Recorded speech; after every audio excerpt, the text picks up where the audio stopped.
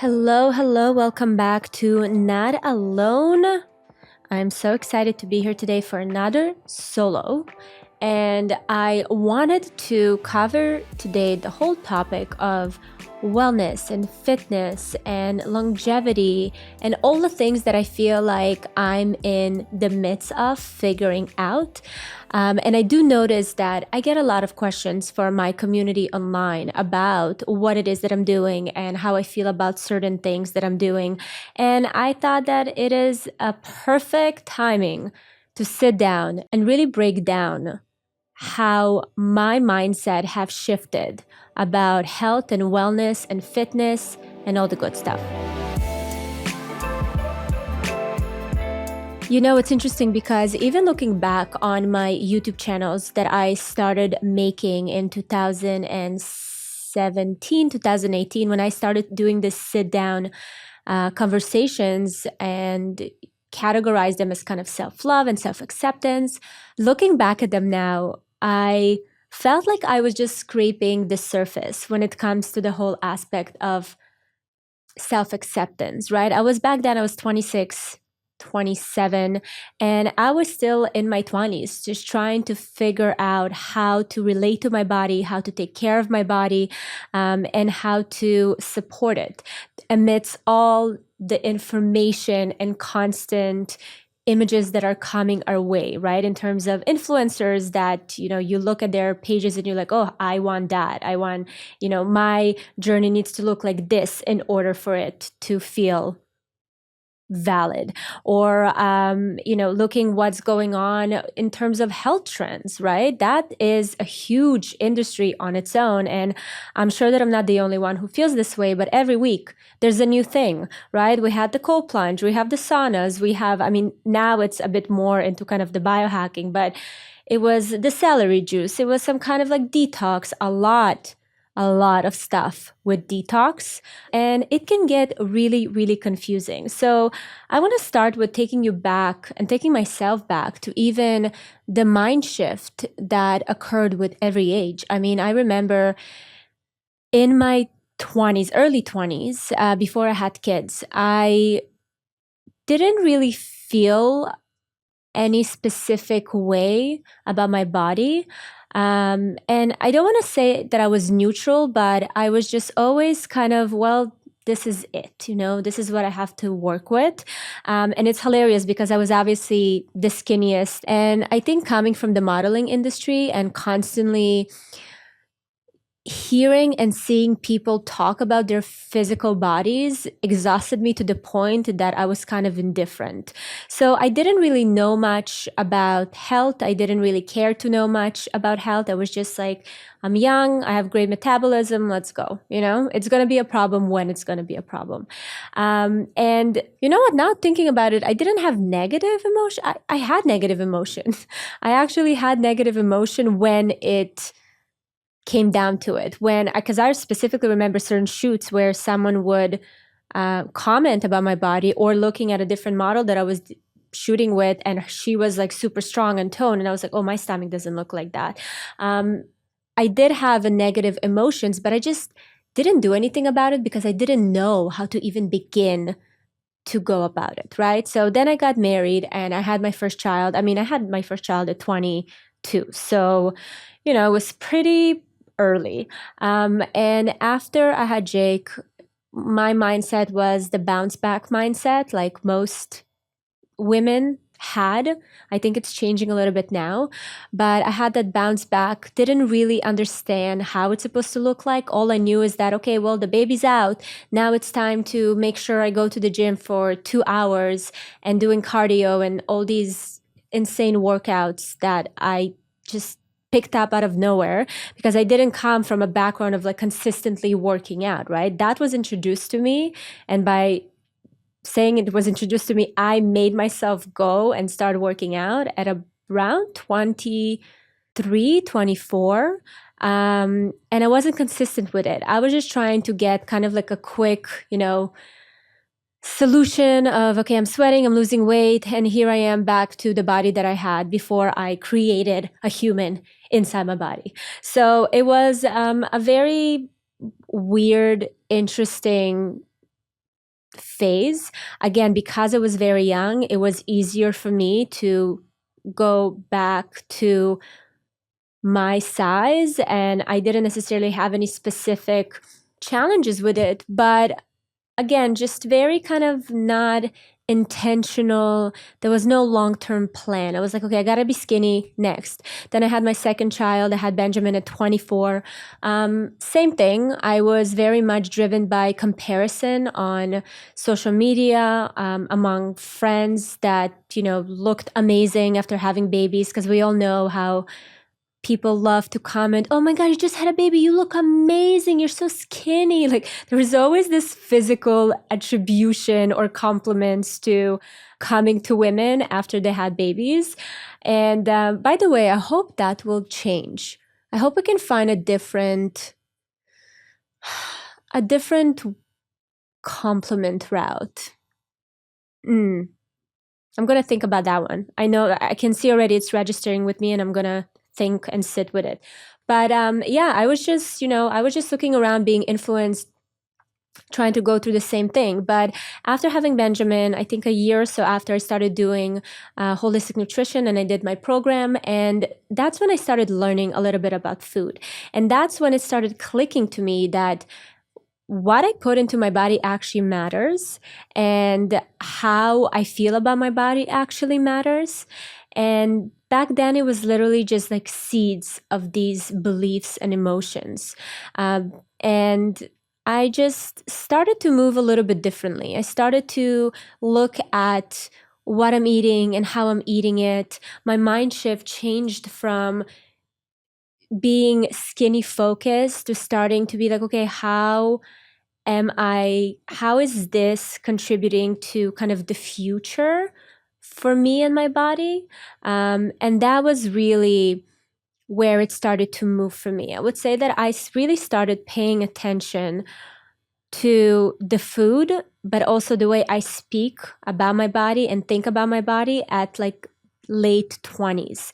Back then, I have to say there was some of that body positivity movement, but I always felt like the body positivity movement was focused on, I don't want to say the extremes, but it was like for, larger girls, or skinny girls. There was like no in the middle. I didn't really see people that were kind of like me, where I'm fit-ish, but had babies. So I have certain, areas in my body that don't look a certain way. Like there's not a lot in the middle. I think now there's more in the middle and there's more variety. But back then, when I started to look out for inspiration, I didn't find that. I couldn't really place myself anywhere. And I even remember when I started making videos of what I wanted to see online, of showing those little imperfections, I was getting a lot of backlash, by the way, being like, you're just trying to jump on a trend. You don't really, you're not part of this conversation. It's not for you. And I felt really weird about it, actually. It was an interesting moment for me, because I was trying to establish, a source of body positivity for me that I couldn't find online.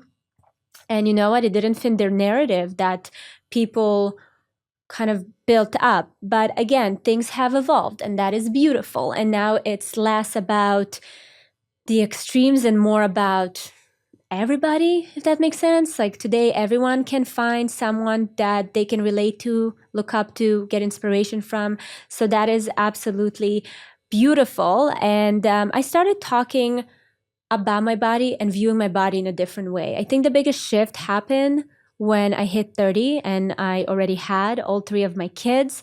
And I just became tired of the little box I put myself in terms of the way I thought about health and about the way I was relating to my body. And I started moving from a place of judgment and criticism in order to motivate myself to get and be better, to more of compassion, grace, and honestly admiration.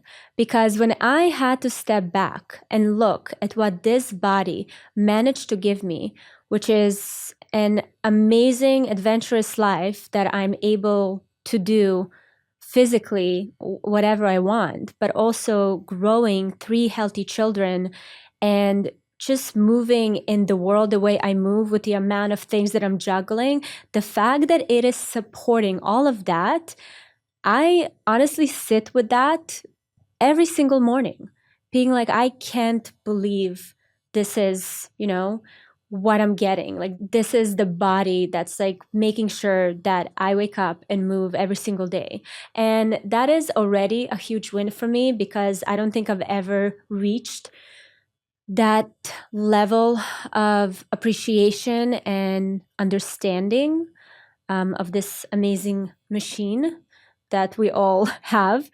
That really brought out a lot of action from me that was all about prevention, nourishment, and education.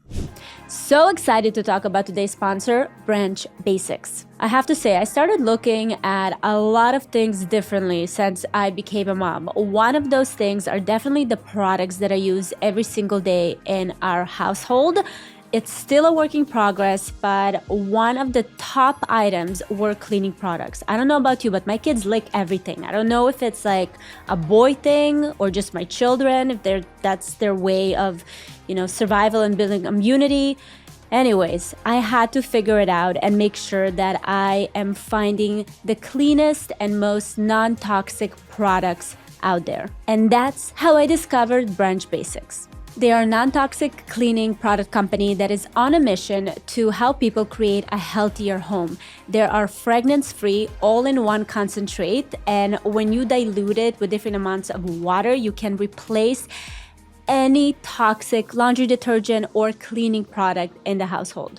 And the products are definitely non-toxic, which is extremely important, hypoallergenic, baby and pet safe, as well as free of fragrance, hormone disruptors, and harmful preservatives. They have a premium starter kit that will provide you with everything you need to start replacing all your toxic cleaning products in your home. It's really a no-brainer. Save 15% off on your starter kit or hand soap when you use code NOTALONE at branchbasics.com. Again, the code is NOTALONE for 15% off when you purchase a starter kit or their hand soap.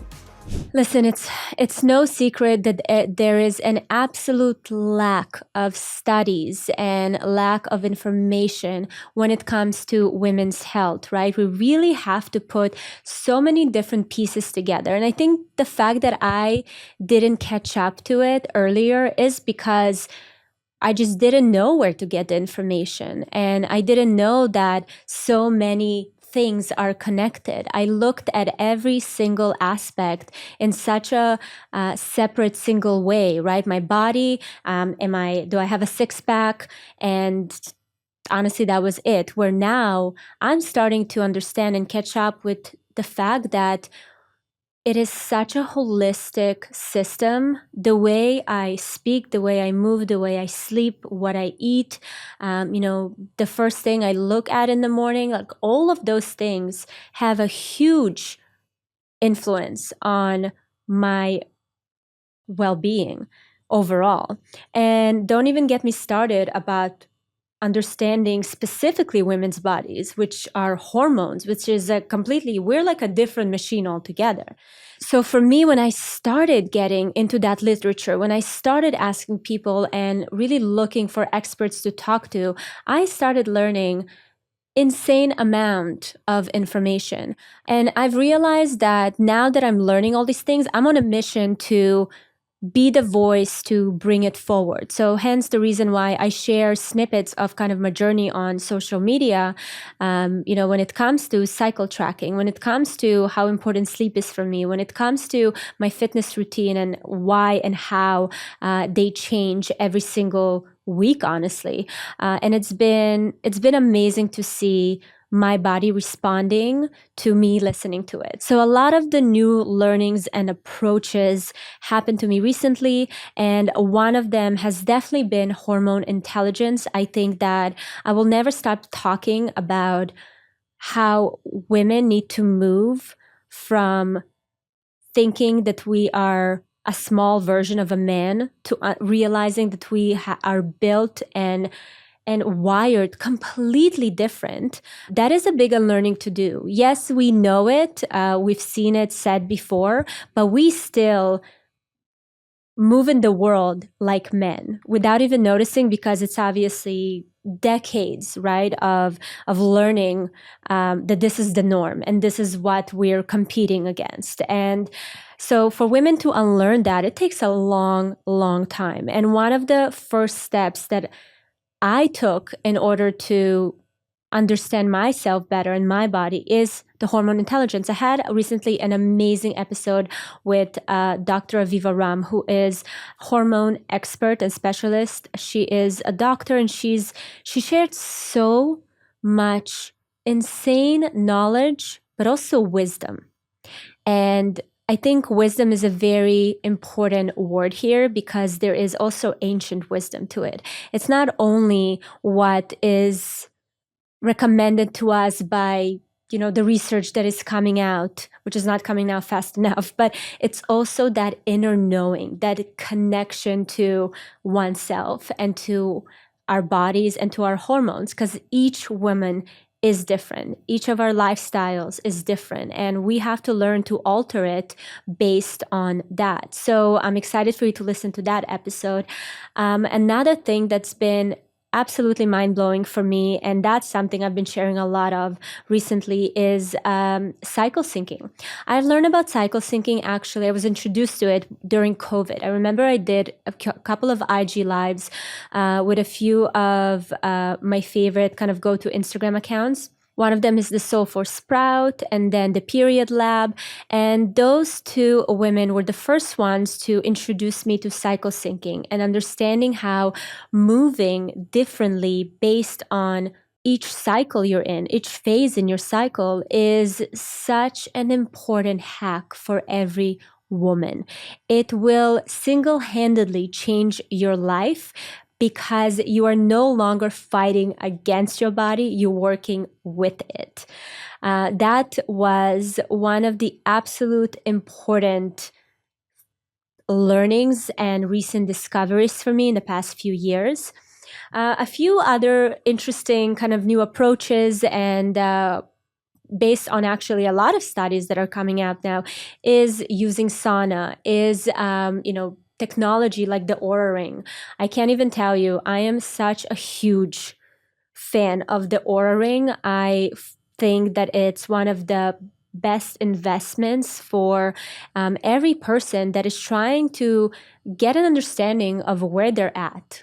Why are they feeling the way they're feeling? Kind of having a track, like a journal, right, of a diary that shows you how after every activity or after the day, you can look back and be like, you know what, maybe I need to go to sleep earlier because my sleep score is horrible, or maybe I need to I don't move enough. Like, I was shocked to learn that I was actually moving quite a bit, because I was always under the impression and always was beating myself up about the fact that I don't move enough, right? Because I'm also getting the information from social media where everything is so gloomy, and all the studies are like, people don't move enough, and now we're more sedentary, and there's all this working in office. And yes, all of that is true, but it actually had a negative effect on me, and I was putting pressure on myself to constantly move from a fear that I'm just not doing a good enough job, if that makes sense. And then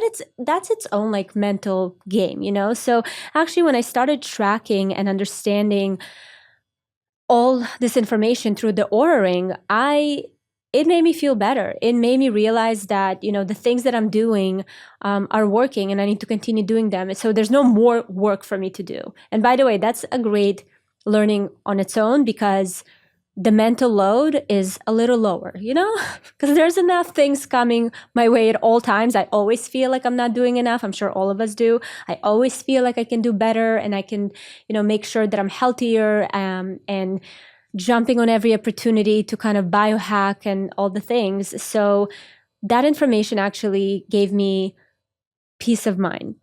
Another thing that has been very interesting for me to start looking into is actually the effects of stress. And again, this is nothing revolutionary. We all know stress is really bad for our health, but because we don't have specific studies around women's bodies and women body responses to certain things, we don't actually know how bad it is for women specifically. So I don't know if you know, but I've learned that women perceive stress 10 times more than men. And it's the same amount of stress. It's like the same thing. But if you Google it, you'll find it. But we experience it 10 times more. Can you imagine the environment for disease that we're creating by putting ourselves into that kind of stressful situations over and over again? Now, I'm not saying that that information removed every stressor in my life, but did it make me more conscious of the fact that I'm way more sensitive to stress? So I am very consciously, doing things to reduce it for myself. I'm very consciously asking for help because I know that that's how I'm protecting myself. Absolutely. I have been so good when it comes to that. And I actually been reminding Gary over and over again about this situation, I need you to take control of it because I'm living it 10 times more than you do stress-wise. Now, I'm not obviously using it as an excuse for everything, but I have to say that there are situations that I physically feel like I'm losing it. It's like affecting me physically and emotionally. And, I'm just like, okay, come in, you can fix it. Here's your stage. Here's your moment. And that is already a wonderful gift that I'm giving myself and honestly to Gary. Why not? Do your thing, babe. It's your moment to shine.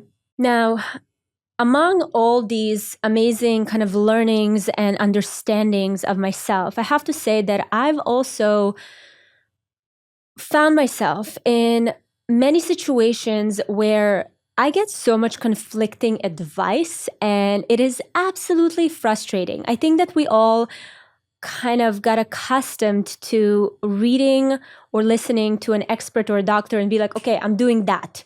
They said that this is, where it's at. And you just follow direction. We got so accustomed to kind of being a herd when it comes to health and, protocols. But what I've learned, and trust me, I was one of those herds. What I've learned is that they don't know. They know, but they don't really know because they know until the next study comes out. Do you know what I mean?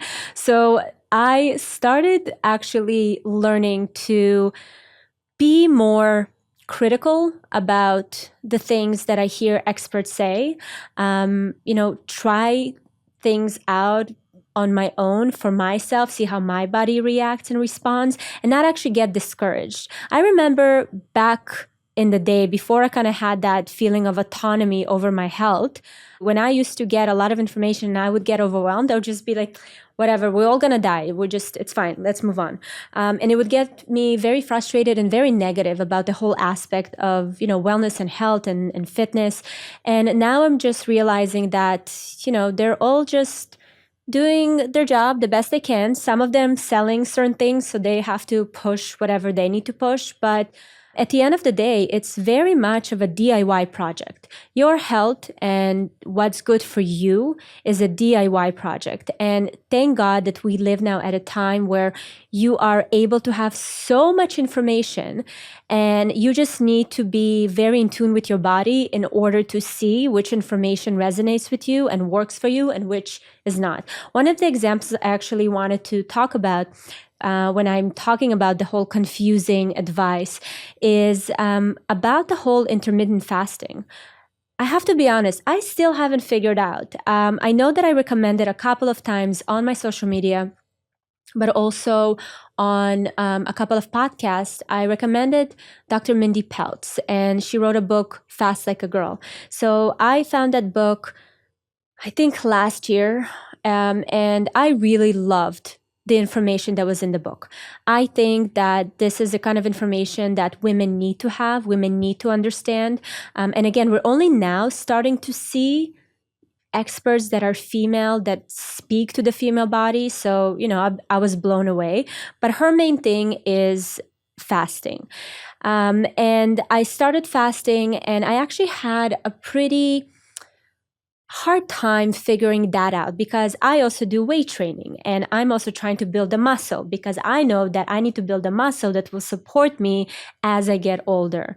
I am naturally petite in general, and I'm pretty skinny. So it's hard for me to build a muscle. So obviously following a fasting regimen is a bit confusing to me when I also work very hard at the gym. So I didn't really know where to find myself, right? I wanted the benefits of the intermittent fasting, which there are a lot of benefits, right? You saw it mentioned in the Blue Zone kind of protocol. People fast, people don't eat as much. In a lot of studies on longevity, intermittent fasting is a huge factor. So I understand the concept and I agree with it. I definitely think we consume way more and more than our body needs, honestly. But I just couldn't find the right formula for me. And then, of course, I also stumbled upon Dr. Sims and also Dr.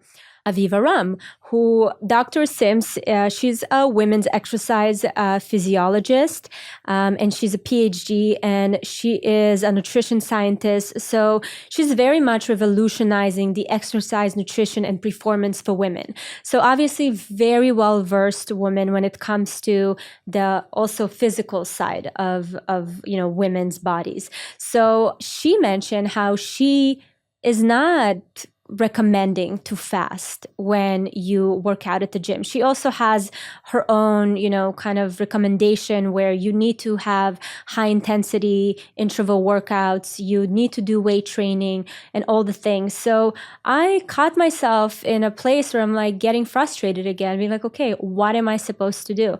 Everyone is sharing their knowledge. Everyone is doing what they can. And I'm sure that everyone is believing in the things that they're preaching, but I am still trying to figure out. So right now, just to kind of give you an update, I do weight training about 3 to 4 times a week. 3 times a week. And before I tried with not eating before the workout, it absolutely gave me zero energy. So I will eat a little bit before. And then when I was following the Mildy Peltz protocol, which is, by the way, not fasting every single day. It also very much depends on your cycle, which is wonderful.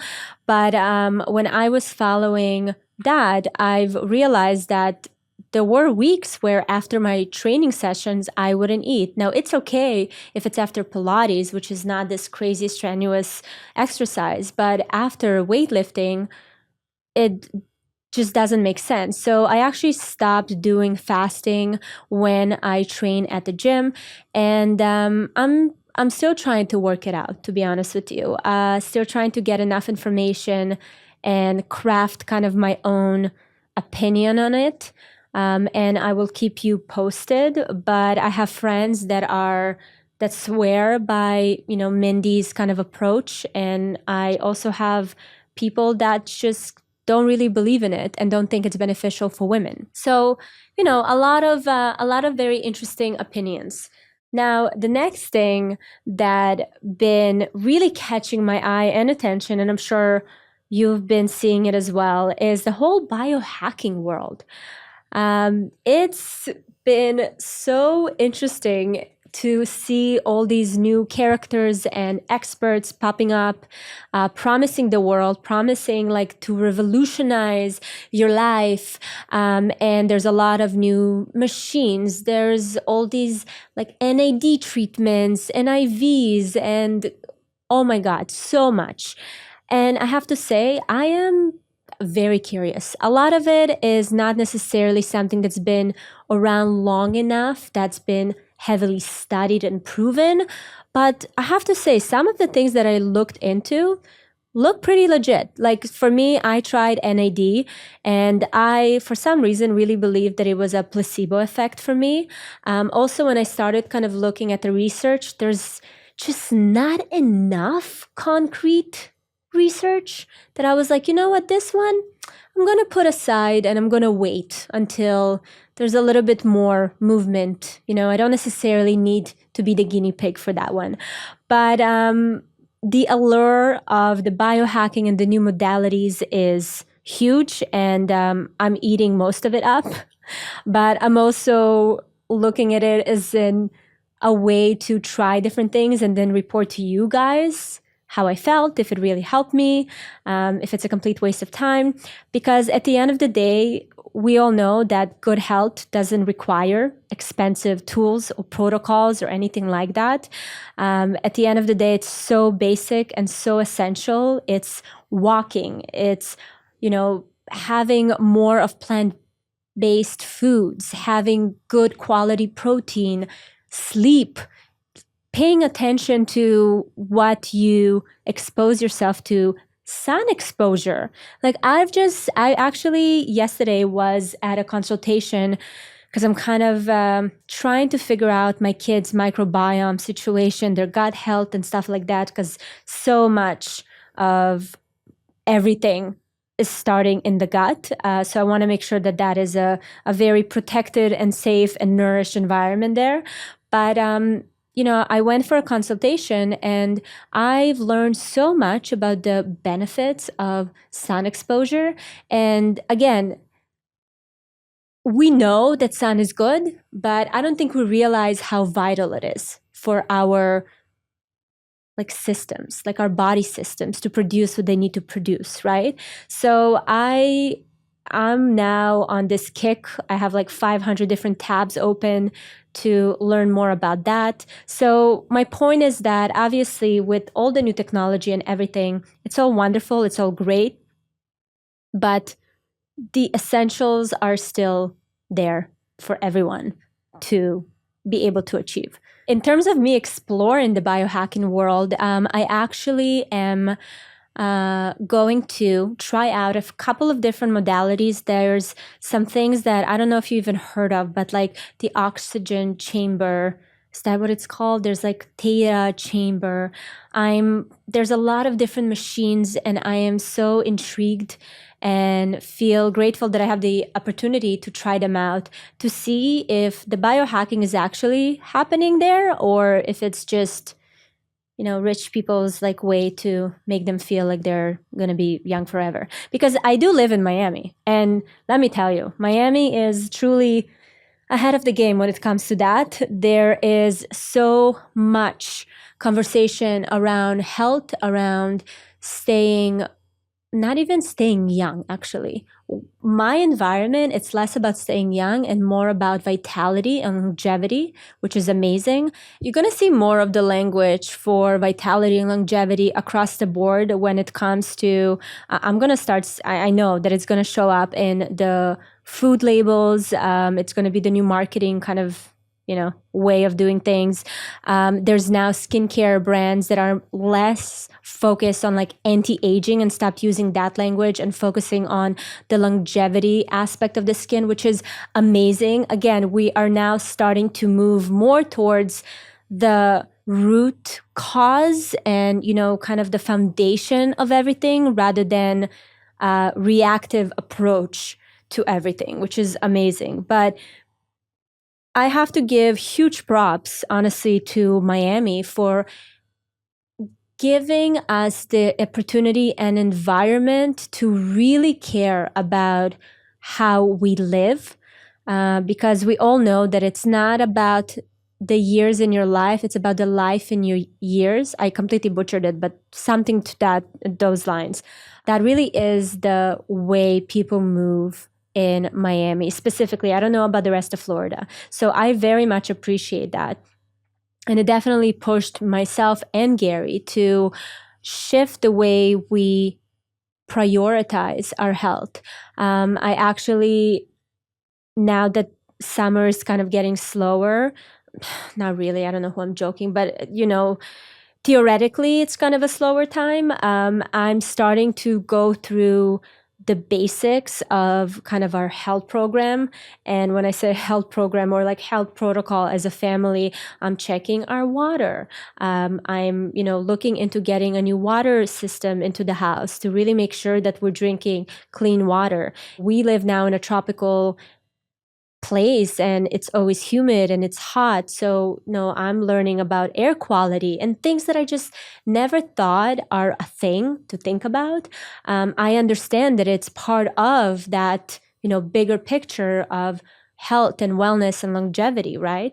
So there's a lot of kind of shifts that are happening, but I am very excited to try things out, learn more about them, and share it with my community, that with the hopes that maybe they'll find something that will be beneficial for them.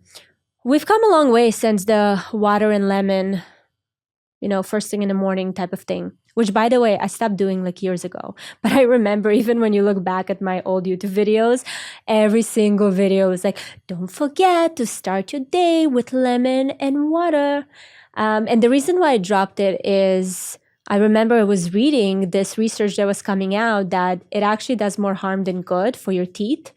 And it doesn't do much in terms of your digestive. I remember it was like, I remember I used to say, because that's what the research or, the literature was saying, how it jumpstarts your digestive system and things like that. All of that was kind of debunked. But again, it's part of those things where if you as an individual, it makes you feel good, then that's it. That's a good thing to do. For me, at some point, I started being like, okay, I'm actually nervous about damaging my teeth, and the whole how to protect your teeth, if it's before you brush them or after you brush them, or just became too confusing. And I just never had lemons on hand, and I would just get frustrated in the morning. I was like, we're done with the lemon water, okay? This is now how I make my decisions. It has to fit into my life. And if it makes me frustrated and annoyed, then this is not the protocol for me. And I highly recommend for everybody to start, having aspects of that when you think about bringing in different health practices. But, if I have to really think about what I'm doing and prioritizing now is, talking about the stress reduction. So the lemon water was one example, but even moving away from rigid morning routines for me was a huge thing in my stress reduction kind of process. We all know that, whenever you, read an interview or hear and look at a day in the life or things like that, everyone has this, like, their morning routines. They wake up in the morning, they do meditation, they journal, la-di-da-di-da. And I was going through the process just like everyone else, because I was like, I need to be this, this good student influencer person, and this is what everyone's doing right now. This is all the rage. And at first, I have to say, it was nice. It made me feel good. And then it didn't. And then it just brought stress. And then I've also realized, when I actually stepped back, I was like, what am I doing? This is purely performative just because everyone else is doing it. I don't actually feel like benefits. I don't actually feel intention in the things that I was doing. I was more kind of like performing to myself, which is amazing. But that's how I have to say social media is kind of, messing with your mind, because we are truly influenced 24/7. And sometimes you forget to step back and kind of look at the things that you're doing and the thoughts you're thinking and ask yourself, is it really coming from me, or is it something I picked up because I've seen it 100 times in the past 30 seconds, right? That is truly one of the most important questions to ask ourselves every single day in today's landscape. So when I stepped back and I was like, am I really seeing any benefits from it? The answer was no. The answer was actually no, and it actually but makes me more disconnected from feeling what it is that I actually need. So there was kind of a time where I became very against morning routines, and I just completely dropped them. And my morning routine was literally waking up and just get in tune with my body for a second. And by being in tune is not meditation, but just literally waking up and not grabbing my phone or anything, and just kind of sitting, and seeing how I'm feeling. I was literally doing this small little stretches, and then in a way letting my body lead me. What did I want to do? Did I want to just go outside on the porch and look at the sun? Did I feel like I wanted to write down? Did I feel like I just, wanted to have coffee and before anybody wakes up, like read maybe? And based on what my body was signaling me, I would do. And that would be a beautiful ritual for me every morning. And every morning, by the way, it made me excited to be like, okay, how am I feeling today? Like, what do I need? Rather than going through the motions of like, okay, I journaled, I did this, I did that. Like sometimes discipline, you have to be so self-aware to also recognize when the aspect of discipline is just another kind of autopilot, that you're on, because it creeps up on you. So I completely dropped the rigid morning routines, and it helped to reduce my stress. It helped me to actually understand what I really need.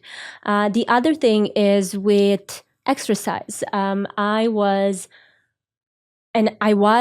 am, and I will be forever a huge lover of Pilates. I really think it does miracles to your body, not only for women, but for men as well. And, but I used to really believe that this is all we need, that Pilates is enough. And there are amazing people out there that will preach that. And I have to say that I think that it does a disservice for a lot of women specifically, because a lot of women don't do enough strength training, and we all going to feel it as we age. I think that the way we live today, especially with, the level of convenience, we drive everywhere. There's not a lot of walkable cities. If you're in one, you're really lucky. But, the way our society and environment is built today, you need to make an effort to really work your body to build the muscle. And I think for women, weight training, it is vital. And when I combine weight training and Pilates, it's like, it was this like holy, like, moment where my body felt strong and lean. And it is still today. Honestly, I've been kind of on the weight training Pilates thing for the past, I would say, year. It just feels so supported. And I think it is the most amazing thing. And I'm honestly am very motivated by my older self. Like I want to be like those women that, which is actually the majority of the fitness influencers that I follow are actually older women that already had kids, women that have gone through pre-menopause or menopause, are going through it right now, and they're still in this amazing physical shape post-menopause. That's the women I want to get advice and wisdom from. And I have to say that those are the biggest advocates for strength training, weight training, for yoga, for Pilates, and the combination of all those this is where I'm at. The other health practice that it's been really annoying to see how it's everywhere, but it also literally works. It is nothing new at all. We just rebranded it again. It's the sauna and cold plunge. I know we've all seen the cold plunge bros. We've all seen this like crazy advocates that are sitting in these cold plunges for 20 minutes, talk about their lives and their challenges. And, I'm here for it. Listen, you got to do what you got to do. But for women, it's definitely different. We got our cold plunge last year, and it's been one of the best things ever. Now, to be quite honest with you, I've learned about cold.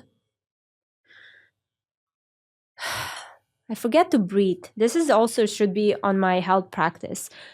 Remember to breathe. So we got our cold plunge a year ago, and Gary has obviously just, oh my God, he's definitely a cold plunge bro. He loves it so much, swears by it, and I swear by it as well. The thing is that it took me a while to learn how to use cold plunge as a woman. And there are, that's like complete two different protocols completely, right? When you're a man, you can use it all the time. You don't really have any anything that you need to think about. As a woman, there's so many things to think about.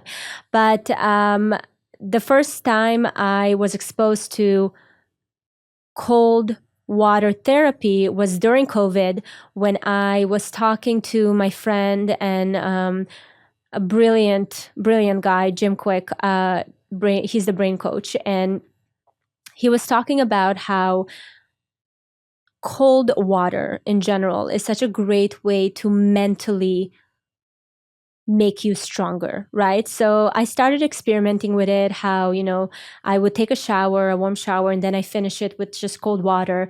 And I started with 10 seconds and pulled it to 30 seconds, then to 1 minute. And that was kind of my introduction to that whole practice. So when we got the cold plunge, I was really excited to take it to the next level. But I was definitely not a newbie to the whole cold water exposure. And I think that that's important for people to know. If you are looking to get into the whole cold plunging, I think it needs to be like a slower integration. And even on times when I don't necessarily have the time to do cold plunge, I still do the cold shower, and it has amazing benefits. But for women, something that I definitely follow and talk to a lot and share with a lot of my friends who are also really big into cold plunge is to make sure that you pay attention to the phase in the cycle that you're in. Especially if you're still in kind of your childbearing years, or you're thinking about having a baby, you want to make sure that you are not shocking your body, and especially your kind of reproductive system, your uterus. You need to keep it warm at certain times of the month. So for me, I don't do cold plunging when it is about a week, 10 days to a week before my period. That like week and a half, I avoid any cold exposure. And that also, and really focus on warm. So sauna is amazing. It kind of warms my body, keeps my body feeling good, and took a lot of my PMS and menstruation symptoms.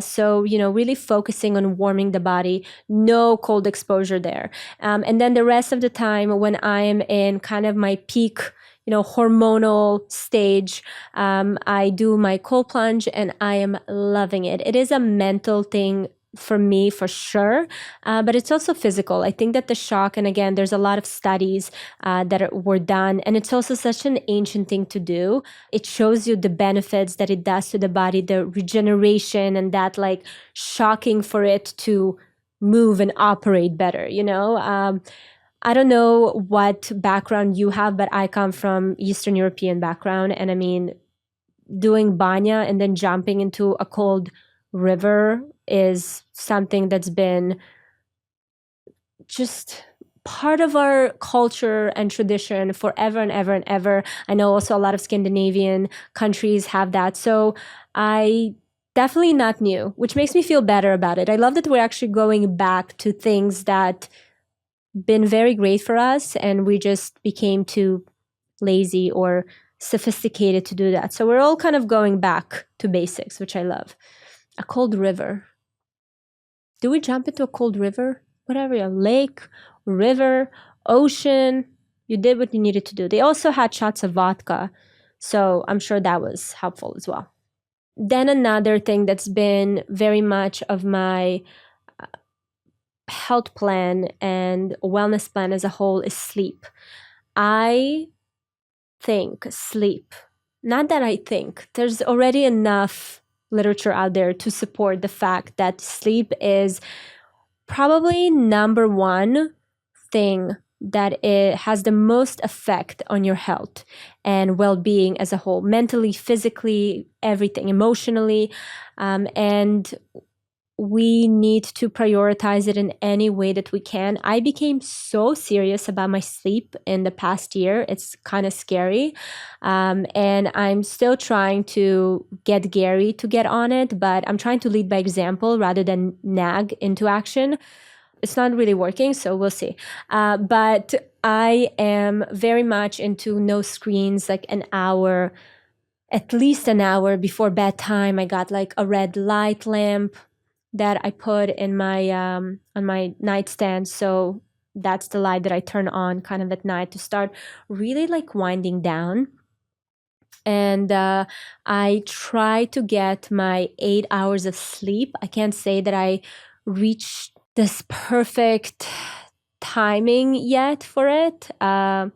But I'm still working on it. One of the pieces of content that went so extremely viral for me was actually a fun fact how women need more sleep than men, which is not surprising at all.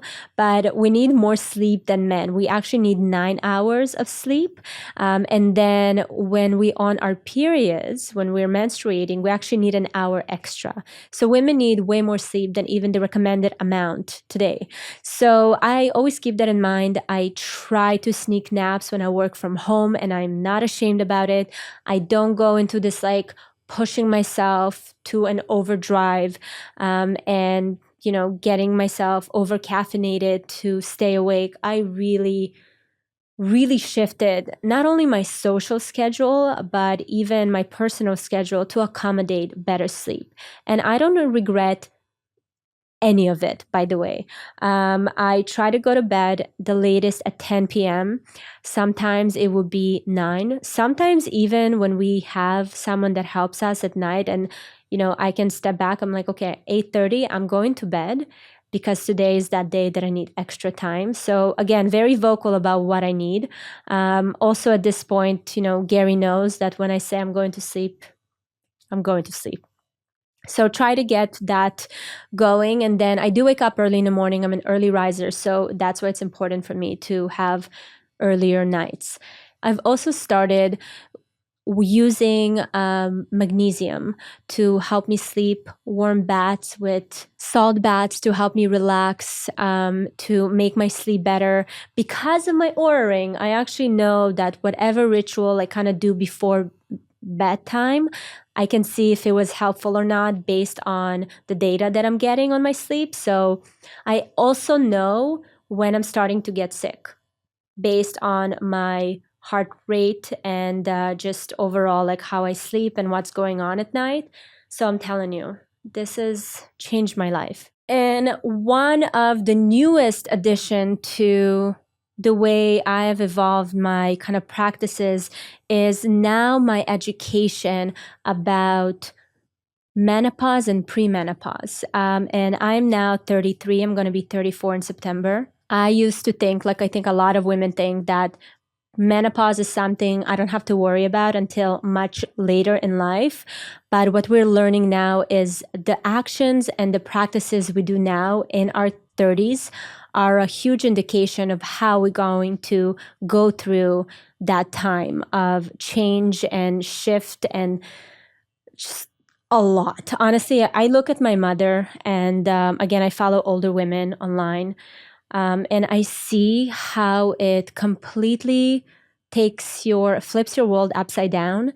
And I really want to make sure that I am doing everything in my powers to go through it with grace and ease and enjoy it rather than look at it as this evil period in my life. Because up until now, I truly feel because of the lack of information and support, that's what women been going through. I see my mother. She's so lost when it comes to how she can regulate her hormones, how she can support herself. Every doctor gives her different medications. No one really knows what they're doing. Nothing is personalized. It is absolutely horrible. So I want to make sure that it stops with my generation, that we are more aware and we demand more support and understanding. And, we do see progress in that area. There was Holly Berry was part of the bill that was just signed to grant, I think, over $200 million for female research. I think it's specifically on menopause, but for female health research. That's amazing. We need more of that. If you actually Google the statistics on how much money allocated for men's studies, like dysfunctional erections or whatever, dysfunctional erection, like, things that are not necessarily affecting a huge part of population, and then the things that do, right? Like all these hormonal issues, the endometriosis research, all the things that affect such a large portion of society. If you look at the amount of money that's allocated to that research, it's like tiny. It's ridiculous to even put them side by side. So the fact that we do have now women that are pushing the agenda of, hey, pay attention to us. We accounted to like half of society, right?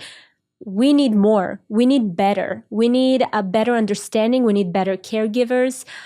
We need better healthcare providers. We need doctors that can understand the female body and not be scared of it and just give us like band-aids to just, push us away and like go home.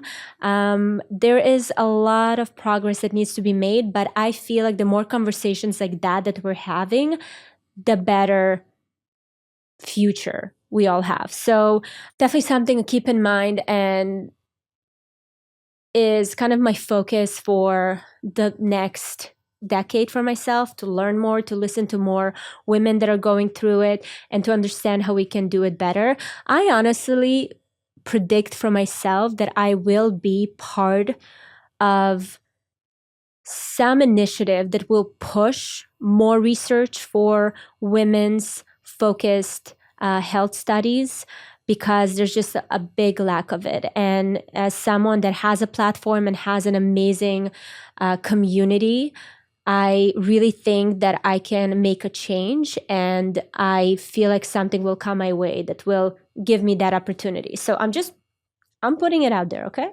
I don't know what it is yet, but I feel it. It's circling around.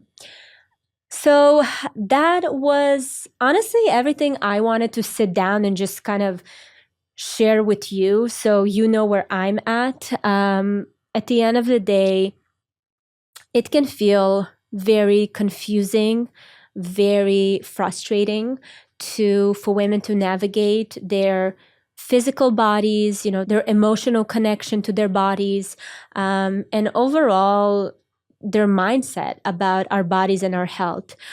It can be a really lonely and kind of dark place if we don't openly talk about it. And, there was this one quote that I saved by Dr. Will Cole that really resonated with me. And it says, "You can't heal a body you hate. You can't obsess your way into wellness. You can't shame your way into health." That is exactly where I feel I'm at and where I strive to stay, with the feeling of, me having control over my health and my body, but through love, through grace, through understanding, through education, through trial and error. Enough with those old ways of moving and being in the world, of shaming, negative self-talk, comparison. All those things are so counterproductive and continue to keep us in the dark and powerless about our own bodies and our own minds. So I really wanted to share that quote with you to sit with and think about where you're at when it comes to your own health and your body. And hopefully this was a moment for you, honestly for us, to connect on where I'm at and where I would like you to be at. And maybe you're even further along than me. Send me some encouragement, send me some tips. I want this community to be a place where we can share how we navigate that, because at the end of the day, we're all we have. Okay? I hope that doesn't sound too sad. I also wanted, also to remember that mindset is such a crucial element in the health journey. I think that, in my early 20s, where I was to where I'm at now is, oh my God, so the furthest I ever thought I'm going to get. And I know that I'm just going to become more equipped to handle everything that comes my way and how to continue cherishing the body that I'm in. And it is a progress. It is part of, having experiences, trusting yourself, talking to the right people, having a community where you can share what you're struggling with. And that's, I think, the only way forward to evolve into a healthy and positive mindset and to embrace everything that it brings our way. Thank you so much for hanging out with me and let me share with you some of the things that I've learned that I picked up. And I honestly can't wait to hear some of your experiences and what you've learned that really shifted your health journey and the way you think about your health journey. Let me know. You know where to find me. I hope this is just the beginning of the continuous conversations we're going to have about learning and understanding our bodies better. Thank you so much for joining me. Let me know your thoughts, and don't forget to leave a review, give us thumbs up, and subscribe to the podcast. It helps a lot. I love you so much, and I'll see you guys in the next episode. Thank you so much for watching this episode. I hope you enjoyed it. Don't miss my newest episode right here. And if you're listening to the podcast on Apple or Spotify, please go and leave a review with your biggest takeaway. I love reading your thoughts. And if you have any suggestions for guests or topics, you can leave them in the comment section. And always remember, you are not alone.